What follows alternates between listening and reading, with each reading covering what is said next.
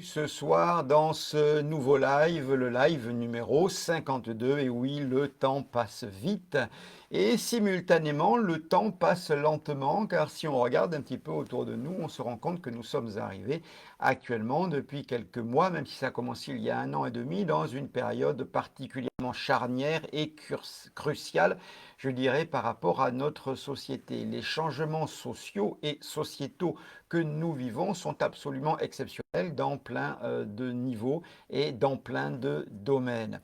Nous avons aussi la chance maintenant de ne pas pouvoir passer une semaine sans avoir droit au moins 2 ou 3 allocutions de nos divers politiques, allocutions qui ont comme premier point commun d'être creuses et vides, puisqu'ils n'ont globalement rien à nous dire, mais justement, en n'ayant rien à nous dire, ils en profitent pour le dire. Le deuxième point commun qu'on peut voir dans ces allocutions et surtout entendre, c'est que pour la première fois de l'histoire, je dirais, en France, du moins en France dans l'histoire contemporaine, on se retrouve avec des hommes politiques qui se parjurent, qui mentent très ouvertement, qui nous assènent des approximations, des omissions, des mensonges flagrants, et ce sans même avoir envie de donner l'impression qu'ils font preuve ou qu'ils ont la moindre sincérité.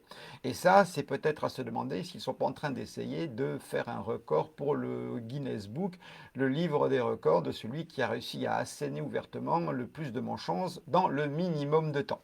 Simultanément, si on se penche un petit peu sur les médias et la presse dite mainstream, la presse générale, et on regarde les débats télévisés, on regarde les émissions, on peut se rendre compte que la plupart des animateurs au niveau des émissions, ainsi que des journalistes, lorsqu'ils sont dans des débats avec ces hommes politiques, on a surtout envie de leur jeter un seau d'eau histoire de les séparer, de peur qu'ils nous fassent des petits. Dans tout ce bazar, ce chaos savamment orchestré pour amener à on ne sait pas quoi, parce que si on a la moindre idée de ce qu'il peut se passer, on devient complotiste. En tous les cas, dans cette espèce de chaos, il est d'autant plus important, pour ne pas dire crucial, que vous puissiez acquérir, dans ce chaos, il est d'autant plus crucial que vous puissiez acquérir un ensemble d'outils, des outils d'évaluation, des outils de compréhension pour analyser ce que vraiment ces gens veulent dire, mais surtout ce qu'ils ne veulent pas dire. Comprendre entre les lignes au niveau de leur discours, comprendre leurs intentions, comprendre comment des micros et des macro-mouvements arrivent à trahir ce qu'ils pensent vraiment et nous montre à quel point c'est opposé à ce qu'ils nous disent. Ça va être le but du live d'aujourd'hui. Nous allons globalement étudier toutes ces techniques pour détecter les mensonges, détecter les intentions au travers d'un simple discours et simplement en regardant un orateur ou en l'écoutant. Et ça, eh bien, c'est tout de suite après le générique. Générique qui, comme à l'habitude, ça fait 52 lives plus les reliances, vous le savez, sera mis un jour au montage si je finis par monter ces vidéos pour YouTube. Voilà. Puisqu'on parle de YouTube et histoire de vous laisser un petit peu de temps, celui de vous asseoir, voilà. Eh bien, je vous rappelle que tout un ensemble de vidéos nouvelles ont été mis en ligne sur YouTube, puisque maintenant on a les lives sur YouTube, ainsi que les lives de reliance, qui la plupart du temps contiennent tout un ensemble de notions que j'aborde. Et on va revenir sur ce qui a été abordé la semaine dernière, parce que c'est totalement d'actualité. Mais bien évidemment, première chose, premier impératif, c'est celui de vérifier que je diffuse. Il semblerait que cela soit bon. Parfait. Donc, si je voulais vous rappeler aussi d'autres choses, c'est la reliance, prochaine reliance, méditation énergétique groupée en hyperconscience multidimensionnelle, dans le but de créer un égrégore très puissant qui va nous unir, nous protéger, nous renforcer et nous permettre de partir du bon pied sur le bon chemin. Un énorme égrégore. Je ne vais pas rentrer dans les détails. Vous allez voir les live reliance sur la page Pascal de Clermont. Prochaine reliance, le 15 août, le dimanche, normalement, ça sera relativement férié, mais pas pour les relianceurs que nous sommes, vaillants, car quand on aime, on ne compte pas, quelle que soit la date. Voilà. Donc je pense vous avoir fait à peu près toutes les annonces nécessaires pour vous laisser le temps de vous installer. Comme d'hab, je vous rappelle que, hélas, tel que je suis installé aujourd'hui et surtout à cause de ma très mauvaise vue, je ne peux pas répondre en direct à vos messages, tout simplement parce que je ne peux pas les voir à distance sur l'écran. Donc effectivement, j'y réponds après. Mais ça ne veut pas dire que je n'essaye pas de trouver une méthode avec un écran relativement grand qui ne masque pas la caméra, qui me permettrait de prendre en direct vos questions. Ça va se faire, mais il faut vraiment que j'organise ça. Voilà. Deuxième question à laquelle je réponds, oui, pour les lives qui sont mis sur YouTube depuis la semaine dernière, ce sont les lives pur jus, c'est-à-dire que je n'ai pas coupé, je n'ai pas enlevé de choses. Ce sont vraiment des lives pur jus. Progressivement, lorsque j'aurai un peu plus de temps, je monterai en ne prenant que les parties les plus importantes. Mais mieux vaut mettre les lives que rien sur YouTube et je vous invite pour plusieurs raisons à aller les retrouver sur YouTube. D'abord parce que la qualité audio et vidéo sera meilleure. Simultanément, eh bien, ça me donnera une petite idée de ce que vous aimez, de ce que vous aimez moins et ça me donnera des encouragements pour continuer à faire un max de live. Donc vous le savez, mettez le pouce bleu, abonnez-vous, enfin faites ce qu'il faut de manière à toujours être au courant des dernières arrivées, des dernières vidéos en ligne. Ça me permet de vous fournir un contenu qui vous plaît et un contenu en adéquation avec vos attentes. Bien évidemment, je refuse de monétiser la chaîne. Ça, c'est très clair pour ne pas subir des pubs. Donc, vous verrez que la chaîne n'est pas monétisée. Mais je m'en fiche. Le but n'est pas de gratter quelques euros en vous faisant regarder des vidéos. Le but est de partager avec vous. Et si ce que je vous apporte amène quelques briques à l'édifice de votre connaissance, à votre propre édification, eh bien, c'est le but. Rendez-vous sur YouTube. La chaîne, c'est Formation Mentaliste. Pascal de Clermont, vous trouverez ça très facilement. Voilà. Ceci étant dit, nous allons parler aujourd'hui de la détection des mensonges, de la détection des intentions. C'est donc un live qui probablement se fera en deux parties. Première partie aujourd'hui va voir beaucoup de principes de base et on va s'appuyer sur plusieurs discours dont le funeste et funèbre discours dit du passe ou plus exactement du bluff de Macron Emmanuel pour les intimes du 12 juillet. Funeste et funèbre prestation. On va prendre quelques exemples de ces micro et macro mouvements pour illustrer comment détecter les mensonges. J'ai d'ailleurs à ce titre-là mis en ligne il y a à peu près 15 jours une vidéo complète d'analyse, si vous voulez aller la voir sur YouTube, une vidéo d'analyse de ce discours en vous mettant les points avec des flèches, avec des ralentis, avec vraiment les micros et les macro mouvements qui montrent ses intentions au-delà de ces mots. Enfin, c'est plutôt des microns et des macrons mouvements, plus exactement, qui vont révéler les intentions derrière les mots et vous verrez que souvent ce que disent les mots et ce que dit le corps est totalement différent. Et c'est ça qui est intéressant. Donc vous la trouverez sur la chaîne YouTube, vous la trouverez aussi sur le Facebook de la formation. Voilà, j'ai fait des ralentis. Et ce qui est intéressant de voir, c'est que cette vidéo a été analysée en temps réel. C'est-à-dire que c'est une demande des élèves de la formation, puisqu'on achevait un cycle lundi, ce qui est rare, on achève souvent le dimanche, mais là on achevait le lundi. Et certains m'ont demandé de commenter en direct le discours qui se déroulait à partir de 20h. On a donc mis l'iPad et en direct, j'ai donné mes impressions, mes ressentis et mes observations. Et je pense que lorsqu'on veut faire une analyse vraiment de discours ou d'allocution, il est extrêmement important de le faire à chaud, de le faire dans la dynamique de l'allocution et pas le faire après. Analyser un discours après en le repassant 10 fois en boucle, en regardant des micros et des macros mouvements, du verbal, du non-verbal, du paraverbal, c'est extrêmement facile et finalement on peut faire dire ce qu'on veut.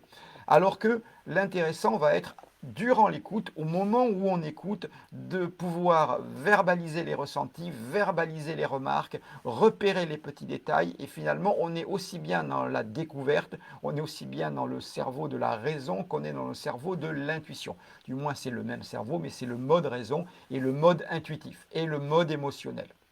le mode créatif, bien évidemment.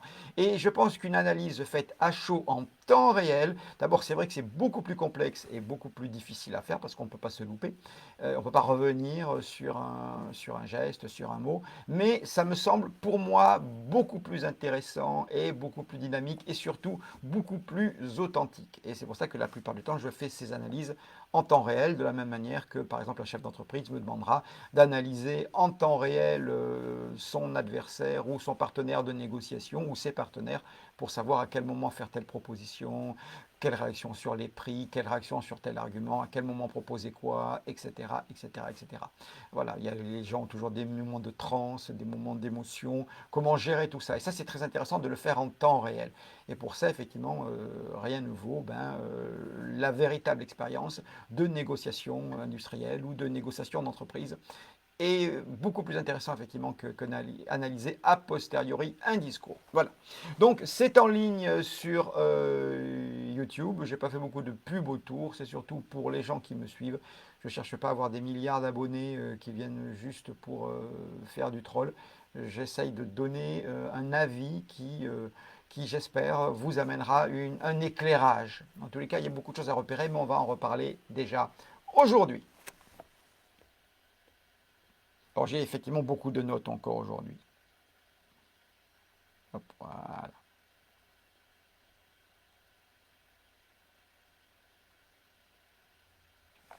Alors, oui, les notes, ça me permet de voir tout ce que j'ai à dire. Normalement, je suis censé avoir un ordre, mais très souvent, je le dis dans un ordre différent, comme ça, parce que je le ressens. Et c'est ça l'intéressant du live, c'est avoir une idée globalement de choses préparées, et beaucoup de choses improvisées, beaucoup de choses de ressenties.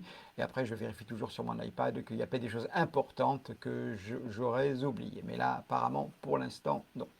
Alors globalement, si on veut en venir au cœur du sujet, la technique à la base, elle est extrêmement simple.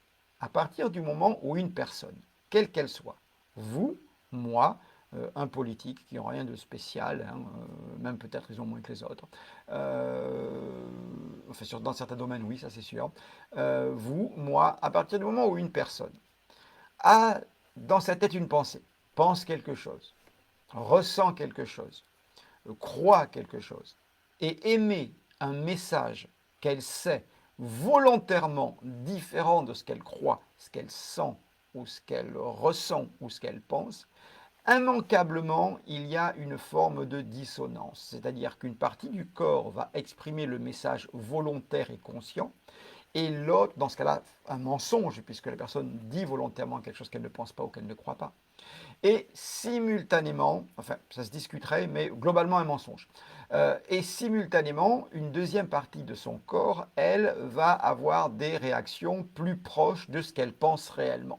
Alors il ne s'agit pas de dire conscient, subconscient. On pourrait dire qu'il y a des parties conscientes qui s'expriment par le message que l'orateur veut faire passer, hein, parce qu'il s'est écrit dans son discours, c'est parce qu'il veut convaincre ou qu'il veut négocier, enfin qu'il veut obtenir quelque chose. Mais il y a tout un ensemble de parties inconscientes qui, elles, veulent passer un autre message, beaucoup plus authentique et sincère. Ce qui veut dire que, eh bien, il va y avoir forcément des dissonances. Et ces gestes qui vont trahir une dissonance entre ce qui est dit et ce qui est pensé, cru ou ressenti par l'orateur, c'est ce qu'on va essayer de repérer au travers de petits mouvements quasiment invisibles qu'on appelle les micro-mouvements et que je me suis amusé à appeler les micro-mouvements, et simultanément des mouvements plus grands mais involontaires, comme une montée d'épaule, un recul, une avancée, une avancée de bras. Voilà, ça c'est du macro-mouvement, c'est-à-dire du mouvement d'amplitude que je me suis aussi amusé à appeler macron-mouvement dans ce cas-là. Et les micro-mouvements, ça peut être une petite ouverture de narine, un petit mouvement de bouche, une déglutition, un défaut habituel qui se manifeste comme un bégaiement, un zozotage, voilà. Tout ça, c'est des choses micro qu'il faut être entraîné à repérer. Alors, il y a bien entendu trois choses dans le discours. Il y a le verbal, qui est globalement le message porté par la voix ou par l'écrit, hein, mais globalement le verbal. Après, il va y avoir le paraverbal. Et le paraverbal, c'est quoi? C'est ce qui relève du verbal, mais qui n'est pas le message. Donc le paraverbal, ça va être l'intonation de la voix, ça va être la hauteur de la voix ou la tonalité. Par exemple, une personne qui commence à s'énerver ou s'exciter va avoir sa respiration qui va se placer de manière beaucoup plus claviculaire au lieu d'être thoracique ou abdominale. Et elle va passer d'une voix, par exemple, médium, qui ici est une voix thoracique. Si je redescendais comme ça, je serais dans une voix abdominale. Et elle va parler comme ça parce qu'elle aspire son air et les pulsations cardiaques augmentent, la ventilation augmente, du coup, l'air reste dans la partie claviculaire et du coup, la voix prend une tonalité beaucoup plus haute. Voilà. C'est quand on voit les gens qui s'énervent et qui se mettent à crier comme ça, par exemple. Voilà. Ça, la vitesse, le rythme, les pauses, tout ça, c'est le paraverbal. Voilà, donc verbal, le message, paraverbal, tout ce qui entoure la voix, mais qui n'est pas le message lui-même. Hein. Et ensuite, bien évidemment, tout ce qui est non-verbal, ça va être les micros et les macro-mouvements. Un raclement de gorge, une petite toux, un déplacement d'avant en arrière, droite, gauche, montée, haut, bas. On a repéré par exemple chez notre cher Emmanuel que dans son discours, il y avait des points qu'il abordait dont il était très auto-satisfait et qu'il s'auto-congratulait. Voilà, il s'auto-congratulait parce qu'il était très satisfait de lui. On a vu qu'il se montait sur la pointe des pieds comme il était sur un pupitre debout durant ce discours du 12 juillet. Et bien, ça donnait une montée comme ça. On l'a repéré dans la vidéo. Ça, c'est une autosatisfaction.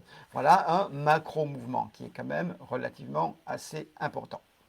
Ça, c'est le premier point. On va faire les points un par un. Première chose à se rappeler, c'est qu'à partir du moment lorsqu'il y a une divergence entre ce que la personne pense, croit et ce qu'elle veut dire et donc ce qu'elle dit, il y a forcément des gestes qui vont trahir, qu'ils soient visibles au vulgus, qu'ils soient invisibles consciemment, il y a des gestes qui trahissent. Il est quasiment impossible de ne pas avoir des gestes qui trahissent. Alors, on peut plus ou moins bloquer effectivement certaines mimiques et vous aurez remarqué dans ce discours du 12 que notre Emmanuel a un visage extrêmement impassible, un visage de poker jusque-là, hein, une poker face jusque-là, c'est-à-dire qu'il ne manifestait aucune émotion jusqu'à au-dessus des yeux, on verra en dessous des yeux, pardon, on verra au-dessus après, tout à l'heure, mais en dessous des yeux, il n'y avait aucune émotion. Il avait beau nous parler de tous ces gens qui avaient basculé dans la pauvreté, tous ces gens qui avaient subi des décès, son visage a en donné l'impression qu'il lisait simplement un texte préenregistré sans aucune émotion ressentie. Alors, est-ce que c'est une totale non-empathie, un manque total d'empathie, un je m'en foutisme absolu, ou est-ce la volonté de garder un visage totalement impassible pour ne pas être analysé? On ne peut pas pour l'instant le savoir. Mais en tous les cas, on avait remarqué ce masque fait de totale non-émotion. Voilà. Ça, c'est important de bien se rendre compte que on peut bloquer la lecture des micro-comportements du visage, mais le corps va quand même trahir des choses. Et certains arcs réflexes vont quand même trahir certaines émotions, trahir certaines intentions, même si volontairement on reste avec un visage qui n'aurait pas été plus immobile s'il avait été piqué 12 fois au Botox. Voilà.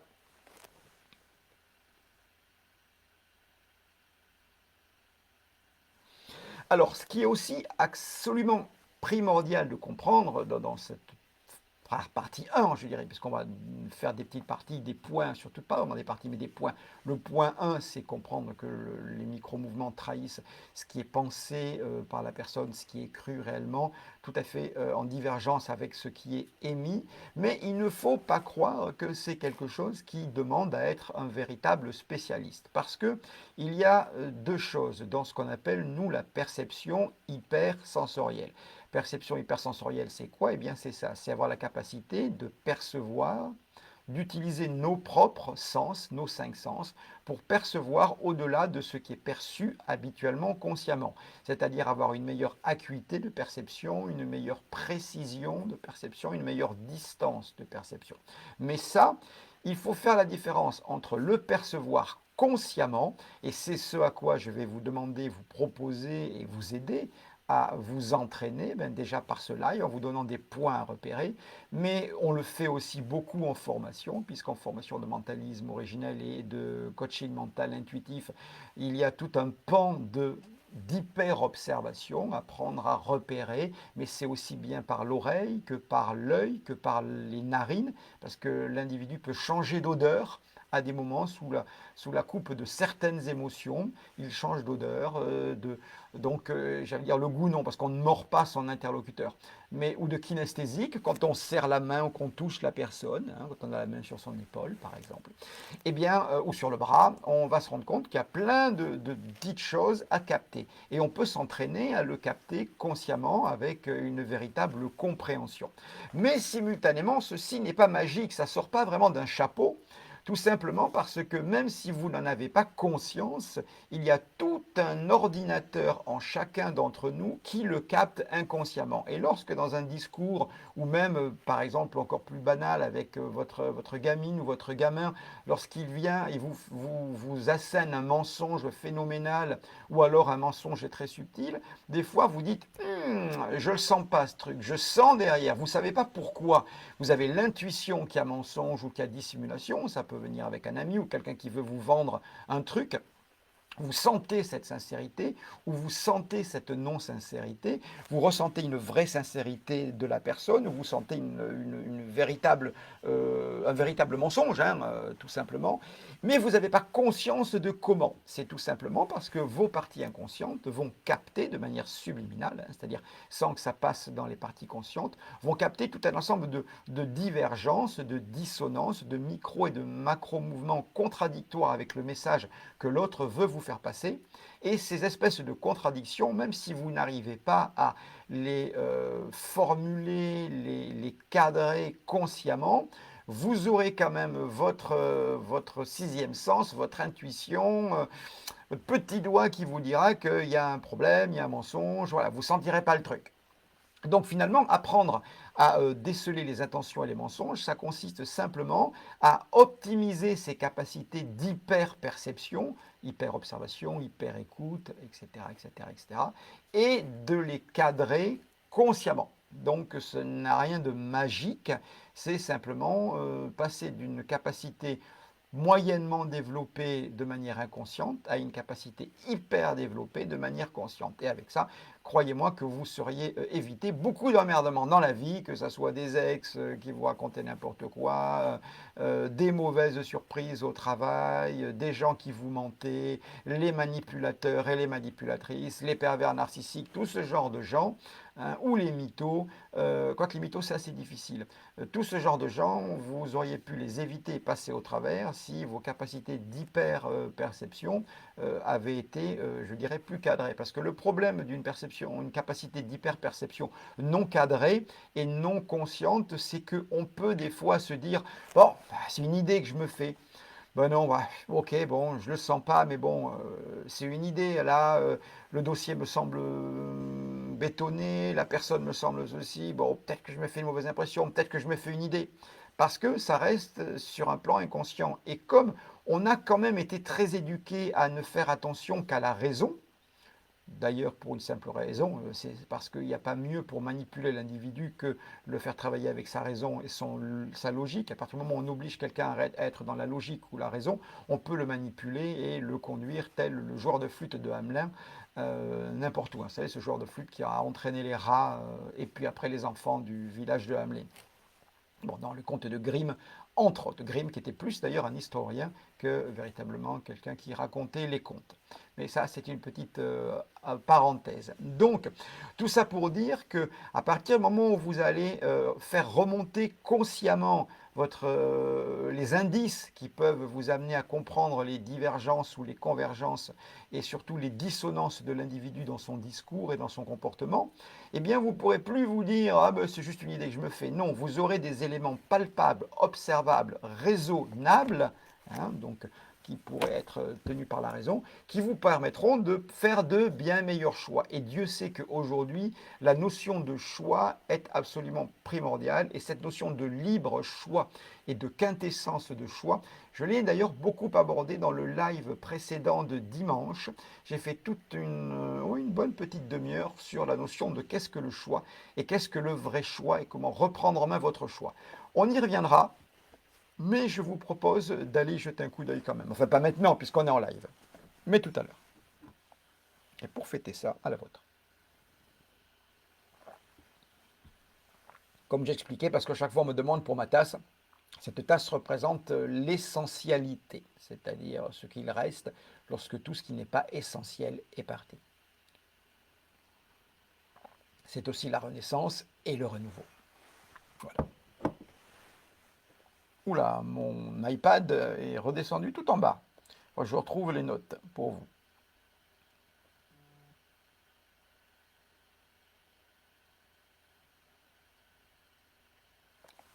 Alors oui, il n'y a pas que ça, il y a aussi le fait de basculer en mode avion. Voilà, que nous soyons tranquilles entre nous. Alors oui, je sais, quand on est en live, ben, c'est pas comme une vidéo montée, il y a toujours des petits moments où il faut regarder les notes, etc. C'est à la fois le charme du live et bon, ben, c'est la nécessité. Parce que comme je vous ai dit, c'est souvent un peu de notes et beaucoup de ressentis et d'improvisation. Donc, ben, voilà, c'est l'avantage de pouvoir faire des lives directs avec vous.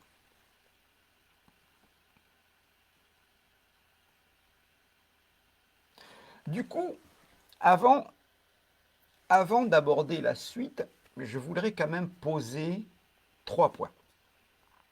Le travail qu'on peut faire sur la détection d'intention, la détection de mensonges, la détection de malaise, la détection de colère ou d'émotion durant une allocation, en l'occurrence quand je le fais moi, ceci est totalement apolitique, que l'on soit bien d'accord. Il ne s'agit pas de favoriser un côté ou d'enfoncer un autre. C'est totalement apolitique. Je pourrais le faire pour n'importe quel orateur de n'importe quel bord, et même quelqu'un du parti animaliste, si je le voyais en train, et pourtant Dieu sait que j'aime les animaux, si je le voyais en train de fourbir de sournois mensonges, je serais le premier à le dénoncer dans son discours. Donc première chose, il faut se rendre compte que ce n'est qu'un exercice global de communication qui consiste à éclairer des allocutions sous un angle qui est un angle habituellement caché, mais de manière totalement apolitique.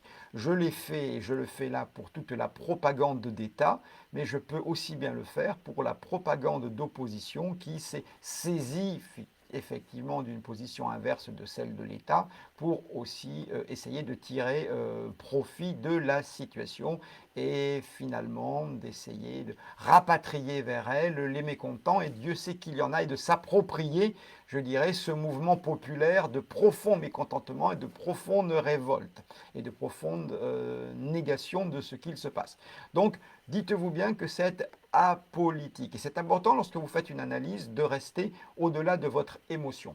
Deuxième point qui est extrêmement important aussi, c'est bien comprendre lorsqu'on analyse un discours, même si on peut en déduire qu'il y a mensonge, on peut en déduire qu'il y a malaise, on peut en déduire qu'il y a colère, qu'il y a omission, cela ne vise en aucun cas une personne, cela ne qualifie pas une personne. Ça évalue une prestation, une allocution, ça évalue une sincérité, ça évalue d'une manière aussi extrêmement subjective et personnelle, pas plus que n'importe qui, je n'ai pas la science en infusion, hein, et donc ça n'a demeure qu'un avis, et un avis sur une allocution et pas un avis sur une personne. Et c'est important aussi, quand vous faites cet exercice, si vous voulez bien le faire, d'être à distance de l'émotion du genre je l'aime pas. Non, on n'est pas là pour dire j'aime pas. On est là pour dire voilà, cette allocution, il y a ça de divergent, il y a ça de convergent. Là, on peut penser qu'il y a sincérité, là, il y a mensonge. Et c'est comme ça que vous serez le plus juste dans vos choix, en faisant passer l'émotion comme un mode, mais pas le seul. Ça, c'est très important. Donc, à partir du moment où on a pu évaluer qu'il y avait mensonge, qu'il y avait dissonance, qu'il y avait profonde incohérence, on peut aussi se demander quelles sont les motivations de l'individu U ou l'individu E qui émet ces mensonges. Et dans ce cas, là, on doit faire de l'interprétation. Alors là, on peut devenir complotiste, effectivement. Mais qu'est-ce qu'un complotiste si ce n'est quelqu'un qui ne croit pas tout ce qu'on lui raconte, hein.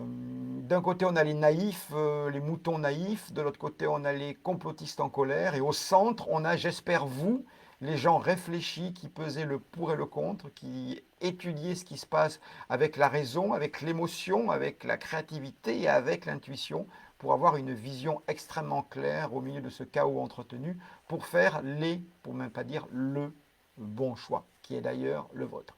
Donc, extrêmement important. Point final de cette partie-là, c'est de bien dissocier la personne de son allocution. Une personne peut avoir des motivations diverses de ne pas être sincère.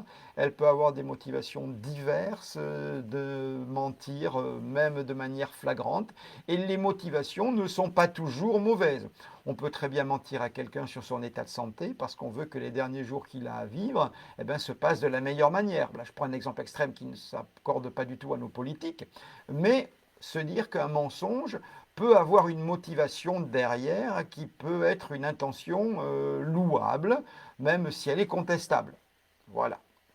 Donc aussi faire bien attention de différencier le repérage, le calibrage d'un mensonge, d'une incohérence, et l'intention que l'on va y accrocher, qui là sera notre interprétation.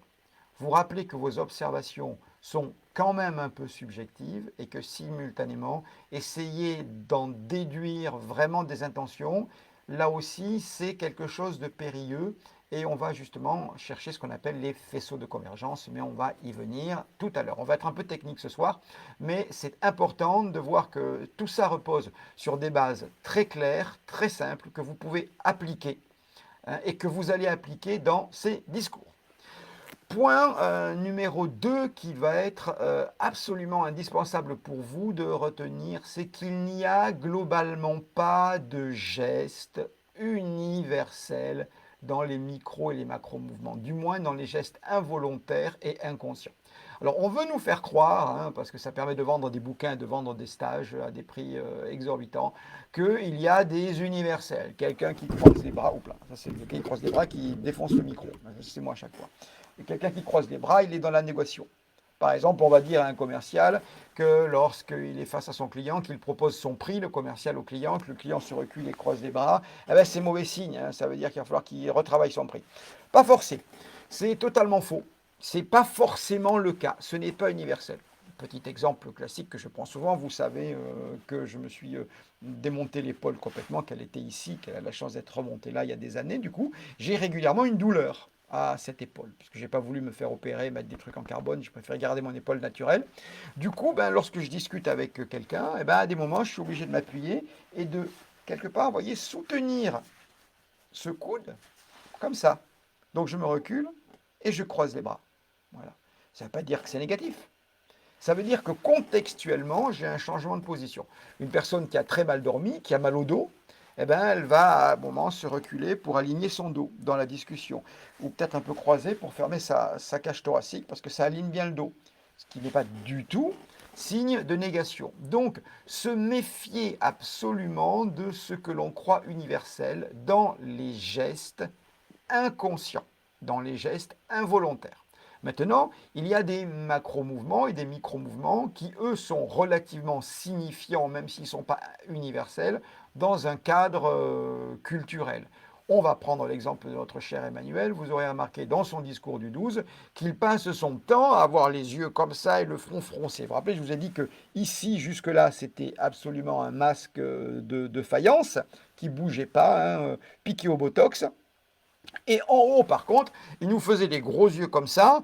Et d'ailleurs, c'est extraordinaire parce que c'est la première fois que je vois quelqu'un rester quasiment une demi-heure avec les yeux froncés comme ça. Je crois qu'il a battu le record du monde. Bravo Manu, bravo. Le Guinness des records va entériner ça. Donc c'était incroyable. Mais là, on est vraiment dans un micro-mouvement qui est quasiment un macro, tellement c'est gros, qui là est volontaire. C'était vraiment une volonté d'avoir les yeux comme ça. Vous regarderez ça. Donc là, on est quand même dans un mouvement qui culturellement signifie quelque chose. Mais ce mouvement n'est pas involontaire. Donc, faire très attention lorsque vous voulez décoder des micros et des macro-mouvements, de bien vérifier que vous travaillez sur les micros et les macro-mouvements de l'allocution et de l'orateur, les micros et macro-mouvements involontaires, et non pas les micros et macro-mouvements volontaires qu'il peut utiliser, par exemple la main sur le cœur, du genre si nous avions su plus tôt que ça se passerait comme ça,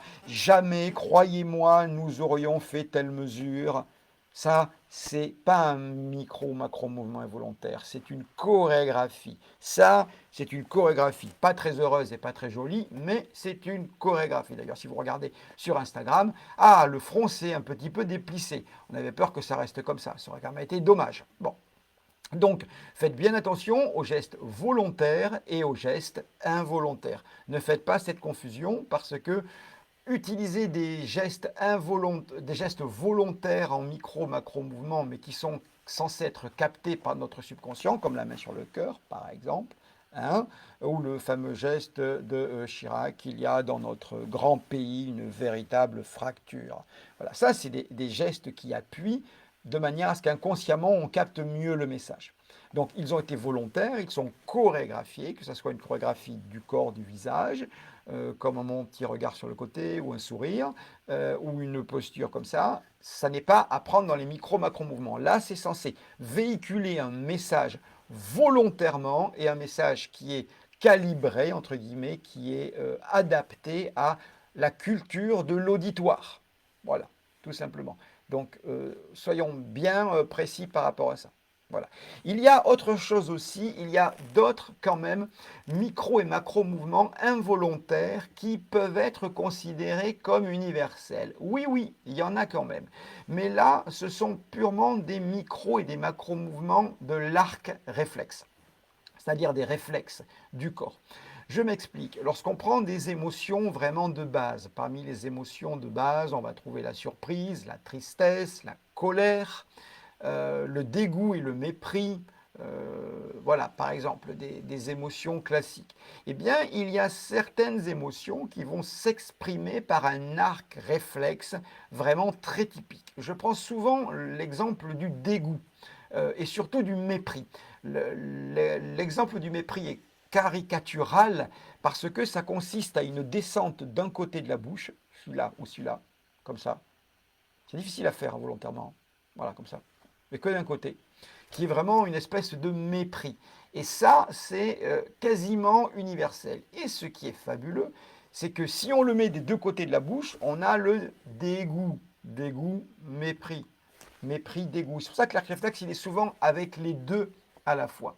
Alors, autant le dégoût, avec la bouche qui descend des deux côtés, on peut le faire volontairement, autant le mépris, c'est beaucoup plus difficile. C'est ce qu'on appelle les émotions asymétriques, enfin, pardon, les micro-mouvements asymétriques.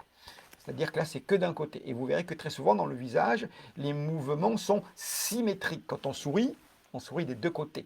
Quand on est en colère ou on fronce ses sourcils, on les fronce des deux côtés.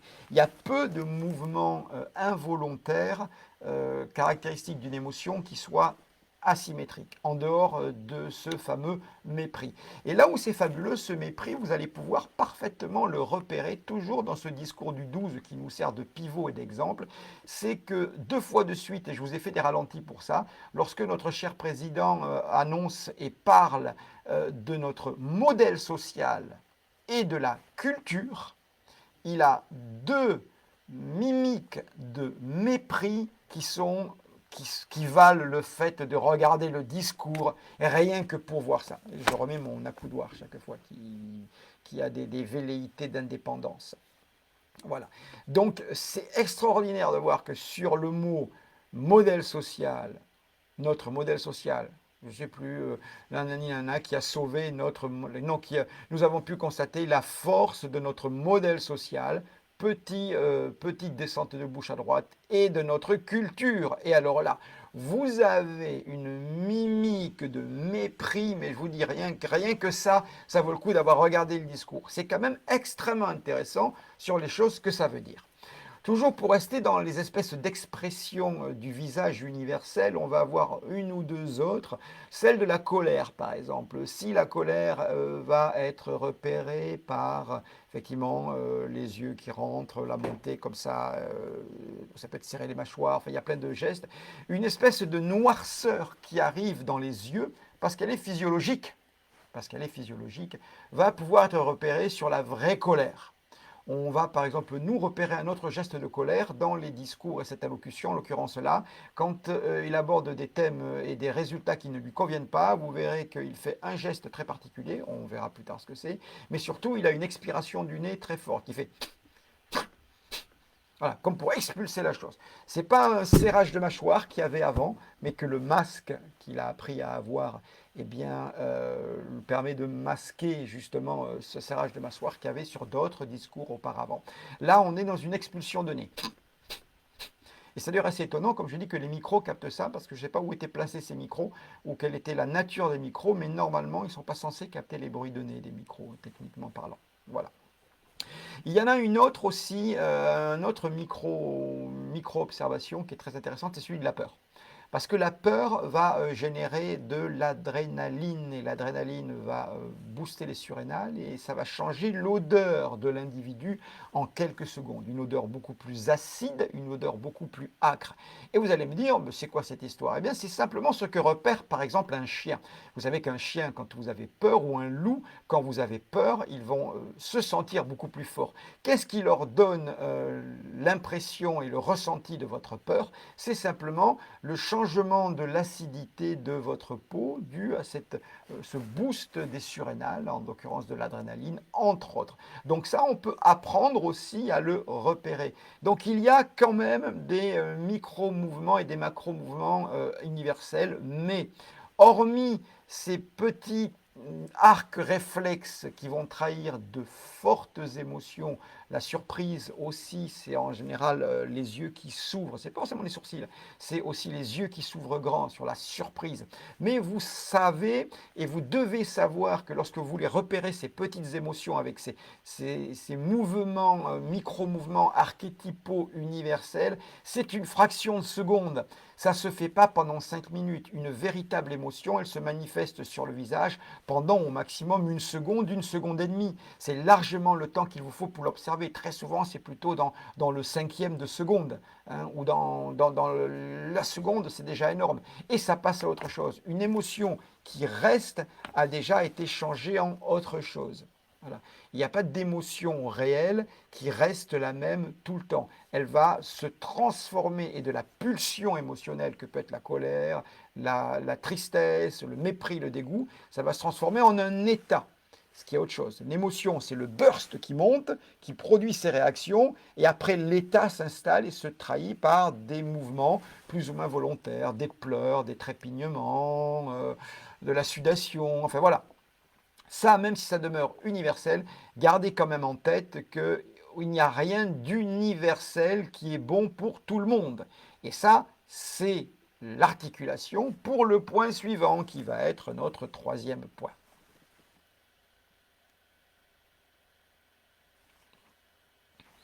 Et ce troisième point, je reprends parce que si je coupe, il faudrait que j'ai la phrase juste comme il faut. Et ce troisième point va être que s'il n'y a aucun mouvement universel, il y a des mouvements, mais qui sont typiques et propres à chaque personne dans un contexte donné. C'est-à-dire qu'un micro et macro mouvement qui a une signification pour une personne restera très longtemps toujours le même tant qu'il est dans le même contexte. Un contexte professionnel, un contexte social ou un contexte vraiment intime. Voilà, il n'y en a que trois globalement.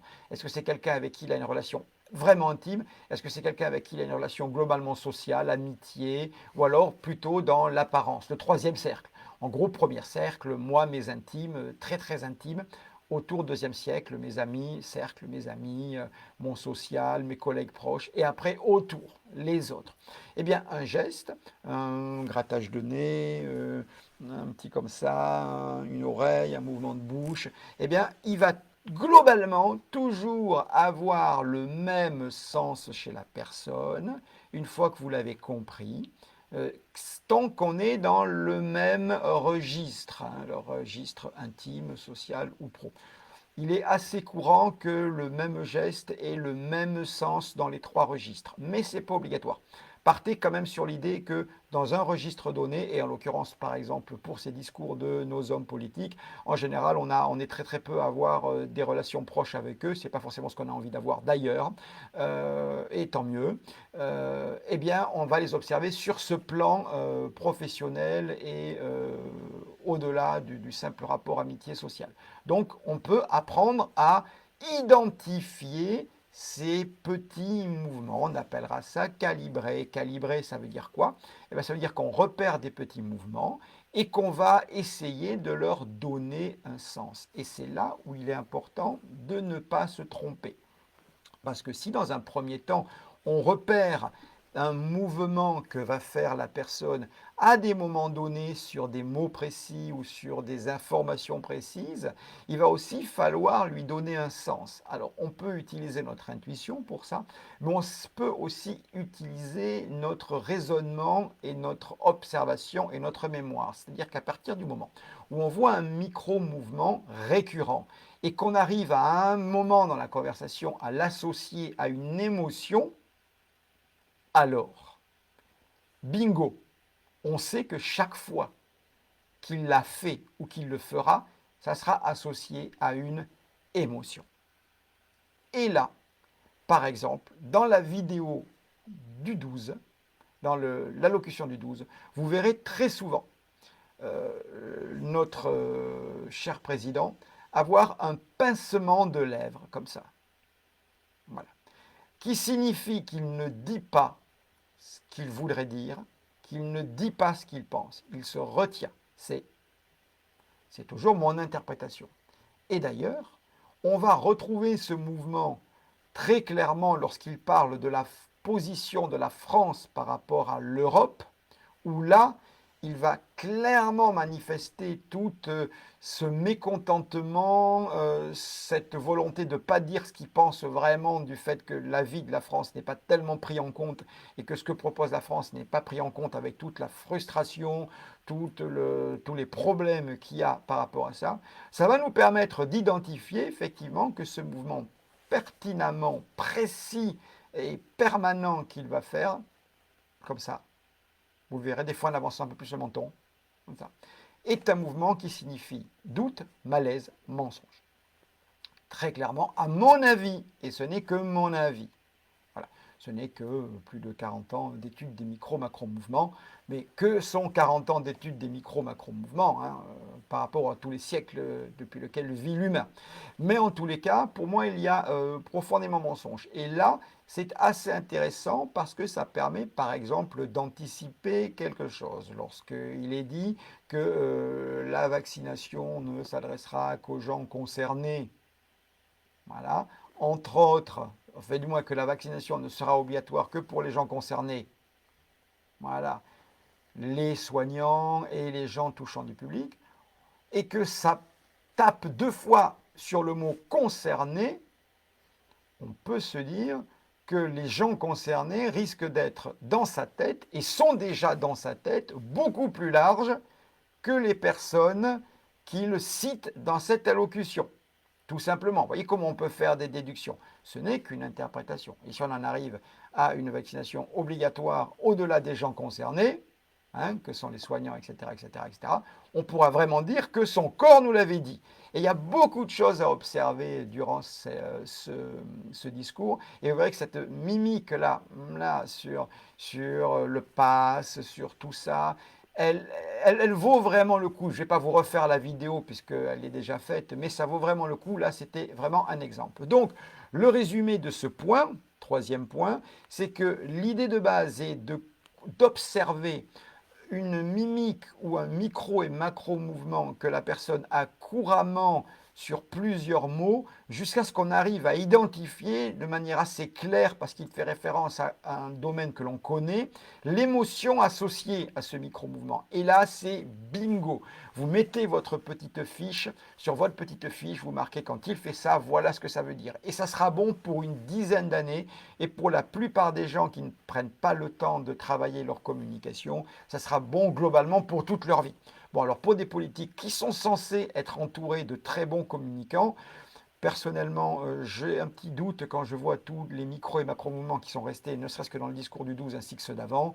Il y a encore beaucoup de travail chez les communicants, hein. Mais chez une personne qui n'étudie pas ça ou qui ne le travaille pas, ces micro-gestes seront valables en général toute sa vie. Vous pouvez faire un petit calepin avec les macro et micro-gestes de chaque personne que vous connaissez. Vous êtes sûr de savoir avant eux ce qu'ils vont dire, anticiper leurs gestes, anticiper leurs intentions. Et je vous rappelle, c'est quelque chose que vous faites inconsciemment.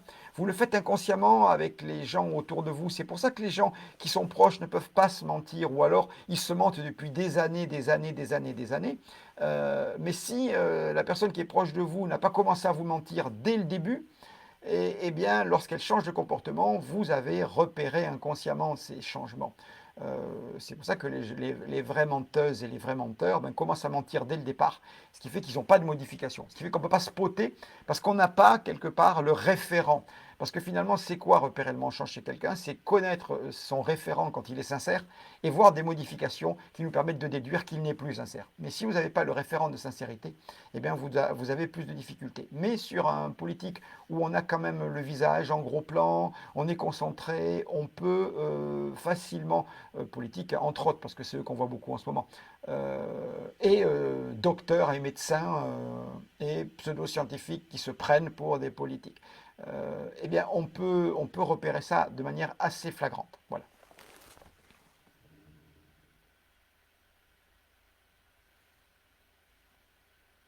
Donc là, je vous ai fait plein de points à la fois, hein, finalement, je vois qu'il y a plein de points. Donc, votre but, ça va être de chercher des dissonances et de chercher des modifications. Je m'explique. Si vous avez quelqu'un qui, au cours de son discours, commence comme ça. Mes chers compatriotes de France et d'outre-mer, aujourd'hui, l'heure est grave parce que ce que je vais vous dire est d'une grande importance. Voilà. Qu'est-ce qu'il y a à déduire de ce mouvement? Rien. Pourquoi rien? Parce que il est permanent. On voit bien que c'est la manière, c'est un tic, et c'est la manière dont il repose ses lèvres, par exemple. Tout simplement.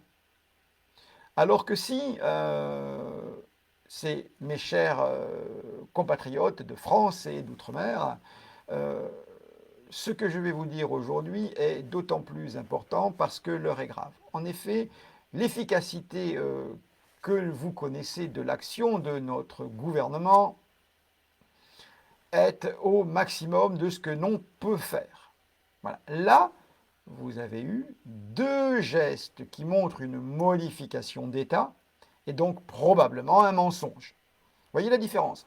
Donc on va vraiment chercher dans les discours des modifications, ainsi que des dissonances, c'est-à-dire que la voix dit quelque chose et le corps dit autre chose. Ça, c'est du genre, les petites négations de tête.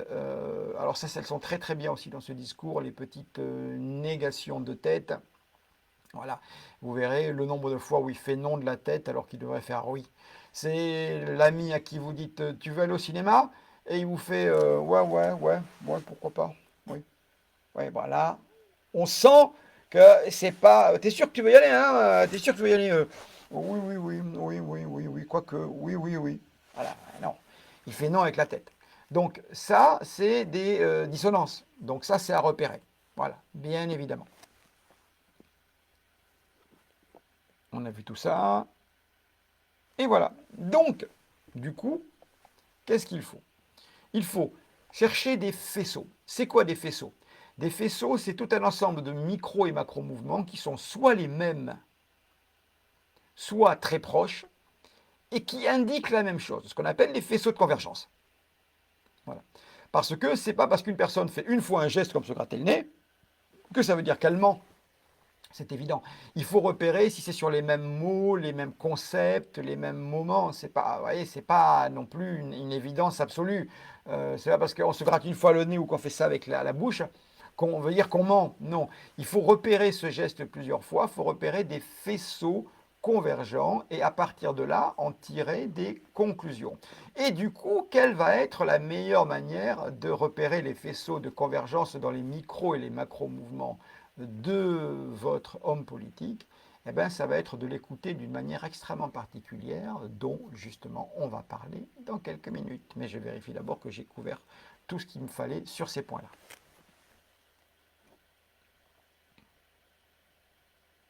Oui, les petits points que j'avais absolument soulignés, c'est vous rappeler que ce que vous observez et les conclusions que vous en tirez n'ont rien à voir avec la personne elle-même. L'essence de la personne ne se définit pas par son discours. Hein, qu'on soit bien d'accord, ne pas faire la confusion entre ce qu'une personne est profondément et ce qu'elle fait ou ce qu'elle dit. Certes, ce qu'elle fait et ce qu'elle dit peut être un reflet de ce qu'elle est profondément, mais ne pas qualifier quelque part et juger une personne uniquement sur ce qu'elle dit et ce qu'elle fait, voir qu'il y a au-delà. Donc, bien rester sur le fait que votre analyse peut être à la fois de la raison et de l'intuition, et c'est extrêmement important, mais qu'elle demeure quand même aussi relativement subjective. Bien évidemment, plus vous avez de faisceaux convergents, plus elle est objective, mais qu'elle demeure vôtre et que même si vous la partagez, elle n'est pas forcément parole d'évangile et qu'on peut tous avoir de fausses interprétations d'une personne qui d'un seul coup se met à avoir une mimique pendant une allocution pour la simple et bonne raison que il a mal au dos. Et imaginons que le mouvement d'autosatisfaction que j'ai remarqué dans l'allocution comme ça sur certains mots en particulier, peuvent être liés au fait qu'il ait beaucoup marché, qu'il ait mal à ses orteils ou qu'il ait mal dans ses chaussures. Dans ce cas-là, oui, mais ça arriverait de manière aléatoire. Et le lien entre le moment où le micro et macro-mouvement se passent, le mot ou le concept qui est véhiculé, ce qui nous raconte à ce moment-là, et ce que trahit le micro-mouvement, ça serait complètement le bazar. Mais si on voit que ce micro-mouvement se passe toujours sur les concepts où on peut soupçonner du mensonge, sur les moments où il est très content, sur ceci ou sur cela, alors s'il y a un lien de causalité entre un type d'annonce, un sujet et des micro-mouvements précis, là, on peut se dire que c'est lié non pas à un contexte, mal au bras, mal à la tête, mauvaise position, mais à un message des parties inconscientes. Voilà. J'essaye d'être assez précis ce soir, de manière à ce que les analyses ne fusent pas dans tous les sens, parce qu'il n'y a pas pire dans ce domaine-là que de vouloir régler ça en 3 observations. C'est vraiment un travail de longue haleine. Les gens qui le font en formation savent à quel point c'est précis et le meilleur des alliés que vous allez avoir, c'est vos tripes, votre viscéral, votre instinct, ce que finalement vous ressentez au fond de vous. Et progressivement, en vous basant sur ce que vous ressentez profondément au fond de vous par rapport à une allocution, progressivement, vous allez essayer d'étayer par rapport à des observations techniques. Voilà le vrai sens. Mais pas faire que de l'observation en essayant d'y donner un sens, parce que là, c'est peine perdue et ça va être trop simplifié. Il vaut mieux rester dans le viscéral, faire confiance à cette observation inconsciente que vous avez, et simultanément essayer de structurer en vous demandant qu'est-ce qui a pu provoquer ce ressenti inconscient. Et là, observer des micros et des macro-mouvements. Surtout, faites-le dans ce sens pour ne pas faire d'erreur. Ce n'est pas, c'est naturel, mais c'est naturel à observer inconsciemment, mais c'est progressif, mais vous allez y arriver, hein, de le cadrer, de le formuler, de le rationaliser et encore plus de l'enseigner. Voilà. Et d'ailleurs, c'est assez intéressant parce qu'au départ, les élèves qui passent d'une observation extrêmement instinctive en formation à une observation plus cadrée, ils ont tout un moment de déroute où finalement, ils n'ont plus leur repère habituel et ils se trompent beaucoup pour revenir après dans un juste et bien plus cadré, bien plus compris. Voilà. Mais il y a tout un moment où ça bascule. Donc, allez-y progressivement et faites confiance à votre instinct. On va y revenir là-dessus aussi.